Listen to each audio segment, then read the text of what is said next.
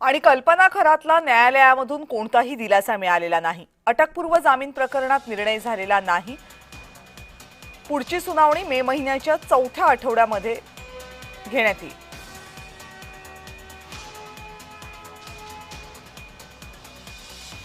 या संदर्भात आणखी माहिती देत आहेत माझे सहकारी विजय चिडे। विजय, काय झालं न्यायालयामध्ये कल्पना खरात यांच्या जामीन अर्जाच्या बाबतीत? नक्कीच कविताजी, जर बघितलं तर शिर्डी मधील शेतकऱ्याच्या फसवणुकी प्रकरणी त्यांच्यावरती गुन्हा दाखल झाला होता। मात्र त्यानंतर अटकेपासून सुटका करण्यासाठी मुंबई उच्च न्यायालयाच्या औरंगाबाद खंडपीठामध्ये त्यांनी अटकपूर्व जामिनासाठी अर्ज दाखल केला होता। मात्र 12 मे जी आहे ती त्यांना तारीख देण्यात आली होती आणि आज त्यांच्या ही तारीख जी आहे ती तहकूब देखील करण्यात आलेली, कारण त्यांचं कोणतंही म्हणणं जे आहे त्यांच्या वकिलाचं न्यायालयाने ऐकून घेतलेलं नाही।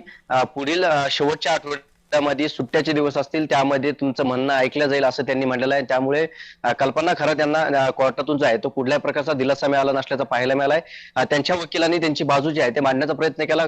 खरात प्रकरणामुळे खरात कुटुंबाची मोठी लज्जास्पद निर्माण झालेली आहे। अनेक भागांमध्ये त्यांची बदनामी देखील झालेली असल्याचं त्यांनी म्हणलं। त्यामुळे त्यांच्या या अटकपूर्व जामिनीवरती विचार करण्यात यावा असं देखील या कोर्टामध्ये त्यांनी सांगितलं। त्याचबरोबर यापूर्वी काही जमीन हडपली प्रकरणी जे प्रकरण होते त्यामध्ये काही निकाल लागले होते, ते निकाल देखील त्यांनी न्यायालयासमोर सांगण्याचा प्रयत्न केला। मात्र न्यायालयाने त्यांना या बाबतीत कुठलाही दिलासा जो आहे तो दिला नसल्याचं पाहायला मिळाला आणि थेट चौथ्या आठवड्यामध्ये किंवा तिसऱ्या आठवड्यामध्ये या बाबतीत आपण सुनावणी घेऊ असं सांगितलेलं आहे। त्यामुळे आता कल्पना खरात याच्यावरती आता अटकेची तलवार असल्याचं आपल्याला पाहायला मिळत आहे। सध्या तरी पोलिसांना हा एक मोठा दिलासा मिळालेला आहे, कारण मागील काही दिवसापासून जर बघितलं तर कल्पना खरात ह्या त्यांच्या शोधात जे आहे ते पोलीस असल्याचे पाहायला मिळतात। त्यामुळे आता पोलीस नेमकी काय कारवाई करतात हे पाहणं महत्त्वाचं असणार आहे।